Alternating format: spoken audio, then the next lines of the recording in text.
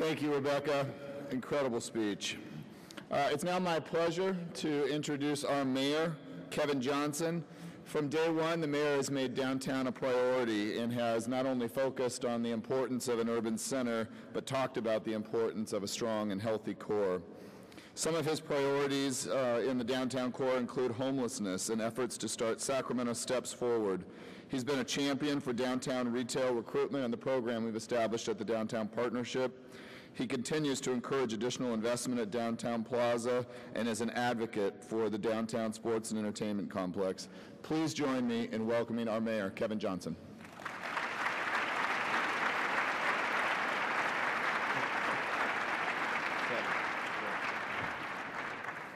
All right, good morning, everyone. How you doing?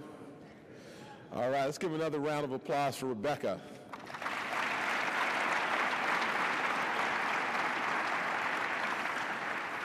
So I want to just first thank the Downtown Partnership, Mike and your whole team for your leadership. You guys have done an incredible job of focusing on the downtown core, and we just appreciate all the things that you do. We've acknowledged your board of directors, Lisa, and the rest of your staff. There's one person that's, I think, is a great ambassador to Downtown Partnership, and that's Hector. Is Hector here today?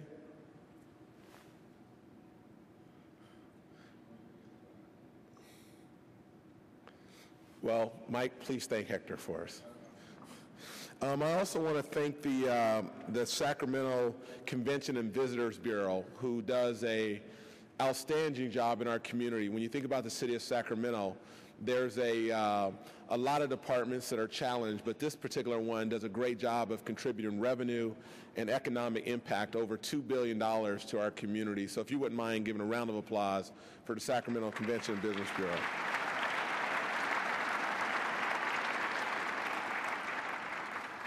So one of the things that Rebecca did not talk about is Sacramento failed to be one of the hot spots in her studies, one of the 60 hot spots. So I'm going to disagree with you, Rebecca. I think you missed the point on that one. You've got cities like Lubbock, Texas, and Omaha, and Lincoln, and Reno, and all cool places, but I think Sacramento deserves to be on there. So our goal is going to be going forward, we're going to make that list. So when do you reissue your top 60 cities? 4 years, Sacramento, we got to be one of the 60 hot spots. So Rebecca, come back within the next 4 years and we're going to be there.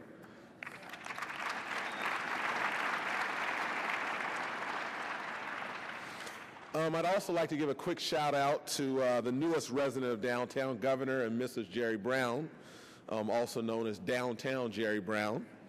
And I think most of you know he's living right across the street from here, where he can walk to work. He came back to Sacramento because it's where all the action is. And he just happened to find a job in the middle of the action, which is downtown. So one of the things I'm reminded of, and I'll keep my remarks short because I think you've heard from a lot of different folks with interesting perspectives, but I think my takeaway is really this. When I was about 10 years old, I remember my parents taking me to downtown, and it was on K Street. And I remember thinking that was the coolest place on earth. You know, I grew up 3 miles from K Street in the downtown area. And when I was there, you had movies, you had places to shop, you had big department stores, you had smaller stores. You can walk and get to everywhere, you could bike, you had open space, everything that you can imagine. And in the next 10, 20 years, I would come back to K Street and it wasn't quite the same. And I think the perspective that we all need to have today is, how do we look at our downtown through a kid's or a young person's perspective? And I think that's the next generation. And I think that's what the theme of today was really about. So before I get in my remarks, I want to thank the city of Sacramento. I want to thank all the elected that are here today. I want to thank the county. I want to thank the city manager's office, because everybody here is going to make a commitment to focus on this downtown area, because we know this downtown core, we're talking about core values, but the core of downtown should be something that the region is extremely proud of. And we need to have very distinct civic amenities. So if you wouldn't mind giving a round of applause for the electeds and the city staff who are working behind the scenes as well.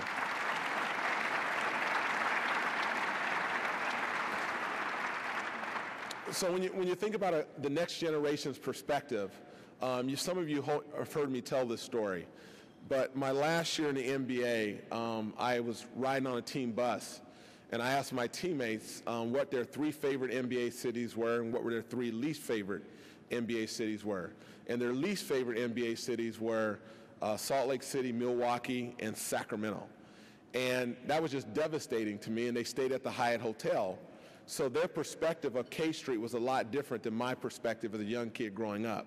And I think our challenge today is, how do we create a K Street in the downtown that 10 or 20 years from now, that our kids look back at, or that next generation, the Metro Edge and professionals, feel very proud of? And I think that's a lot of things that Rebecca talked about. So I'd like to put into 3 areas. One is culture. When you think about culture, it's about K Street. It's about all the activities that are happening at the Crocker Art Museum. I mean, unbelievable. When you think about a world-class facility, Lyle, congratulations to you and your board of directors. But the Crocker is the best that we have. But you're going to see the Powerhouse Science Center connect to the Crocker. You're going to see all this culture and entertainment activities on downtown in the K Street area. You're going to see restaurants. You're going to see outlets. You're going to see retail. You're going to see all those things taking place. And a lot of you have already started to see a lot of them. The Dive Bar, District 30, and Pizza Rock, these are going to be regional draws, and they open up tomorrow night.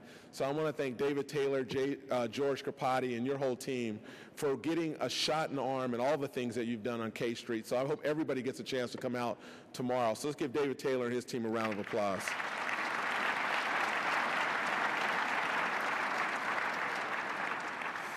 So culture, very important in our community. The second one I want to talk about is just commerce, and I think Rebecca talked about it a little bit. But when you look at the 700-800 block, you look at K Street, we have 2 development teams that are going to put some real progress forward. You look at the rail yards, you look at it's finally in the right financial hands, an organization that has a backing, Inland American. They've made a commitment to make sure that the rail yard project comes to fruition. It's going to take a lot of work. But my vision, if you think about a young person and you look forward 20 years from now, I'm counting on a green, sustainable community in the rail yards, where the intermodal is a transit hub in the country, and certainly where we have a new entertainment and sports complex. And I know a lot of you want to know about the entertainment and sports complex, so let me just take a moment here and give you kind of my quick perspective on that. We've made a lot of progress in the last year. This entertainment and sports complex was talking about being built at Cal Expo. Now we've talked about the best place for it to be built in our region is in the downtown community. And there's some developers that are bringing proposals forward. Now, we're not over the hump, but we've got a ways to go, but we think we've got great progress. I had a chance to have a conversation with Commissioner Stern the other day, and I met with the Maloofs last week. And let me just say, the commissioner's perspective is he thinks that the Sacramento market is one of the best markets in the NBA. We're a mid-sized market. You can call it a Tier 2 market, but our fans come out in droves, and they support our teams, and we're not fair weather fans. And he said it's a great market. And what he was basically saying, if we can't make it work in Sacramento, then he doesn't know if mid-sized markets around the country are going to make it. So we are carrying the burden, talking about passing the baton. We are carrying the baton for mid-sized markets. So David Stern has a lot of confidence in us as a community. I met with the Maloofs, and there's a lot of talk about their finances and whether they're looking elsewhere or whether they're committed to Sacramento. I met with them last week, and they're very committed to Sacramento. They have said to me, and they've never drawn a line in the sand to say they want to go elsewhere, but they got to look at other places. That's just the nature of business. But what I want to challenge us as a community to do is let's build an entertainment complex because it's in the best interest of the city. It's not just because we want to keep a basketball team here. It's about having world-class facilities. It's about top-notch. It's about doing things at the next level. And if we do that, everything else will work itself out and take care of itself. So I think it's really an opportunity for us as a city to grab the bulls by the horn and do what's in the best interest of our community, not just this year, but when you look out 5, 10, 15, or 20 years from now, and we have a tremendous opportunity to do that. We've talked about the Crocker. I need to just say this. You know, there's a lot of us that talk about when something really cool happens in Sacramento. We say, that doesn't really seem like we're in Sacramento, that it seems like somewhere else. And I want to pledge to us that, raise your hand if you went to the Neo Crocker Ball this year. Okay, I would encourage everybody else in here to mark your calendars. Lyle, are we doing that next year or year? Maybe. Most likely. The Neil Crocker was one of the most amazing experiences I've seen in Sacramento. I'm 45 years old. I'm a third-generation Sacramentan, and that was one of the proudest moments because the entertainment, the culture, the diversity, all the entertainment going on at that event was incredible, and there were people from all up and down the state that were there, and they kept saying, this doesn't seem like Sacramento. And what I want to challenge us is let's have the new norm be those type of things in Sacramento. Not just second Saturday, but every Saturday should have the energy that we have downtown. We have an opportunity of doing some really, really exciting things in our community, but we've got to envision what we want that to be and then do our part to make that reality come together. So when I think about downtown, it's the commerce, the culture, and the last one is about community. And I think that's what Rebecca was really talking about. How can we build a downtown where it attracts young people, where they want to be here? Young people are not making decisions first and foremost about their jobs. They're making it about where they want to live, a place that's cool, a place where they can be connected. And when I think about downtown, I think about diversity, I think about density, I think about a place where you can stroll from place to place. These are opportunities that we have if we take this commitment and make sure that we're all on the same page to make it a reality, we can create a community downtown that's second to none. And I think our goal is we don't want to be someone else. Yes, we want to look at best practices around the country and bring some of those back to Sacramento, but we want the authenticity of the best Sacramento, the uniqueness that Sacramento has to offer, and that's kind of our commitment going forward, and I think you're going to see a lot of that in the coming days. So let me just close with this. In 2011, you're going to see, as I talked about, the dive bar, District 30. You're going to see the Pizza Rock. You're going to see 700-800 block develop. You're going to see the relocation of Greyhound. You're going to see a host of things going on. But what the city is going to do is we want to make sure that we're good public-private partners. We've got to invest in infrastructure. We're going to embark on an infrastructure study so that we make sure that we can do more with less. You've heard about the state taking away redevelopment dollars. That's devastating to our community. So we've got to find a way to overcome that. And I just want to say to all of us here in Sacramento, we're not a second-tier city. We may be a mid-sized market, but we've got to stand up straight and we've got to make sure that we embrace who we are. And part of that is this commitment to be world-class, a world-class destination city. We want to be a city reckoned with, and I think we have all the components in place. And on behalf of my colleagues on the council, we've made a commitment this year that we're going to do everything that we can to make you proud of your city council in Sacramento, and part of that should be reflected on the downtown core. So enjoy the rest of your breakfast. Congratulations, and God bless each and every one of you.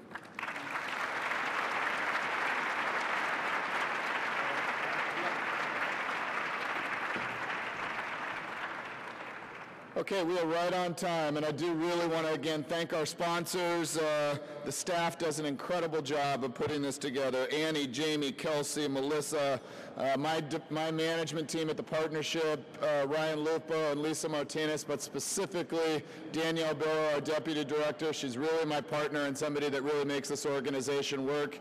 And finally, to my lovely wife, Christine, for allowing me to do this job and spend the time. Happy New Year, everybody. Thank you.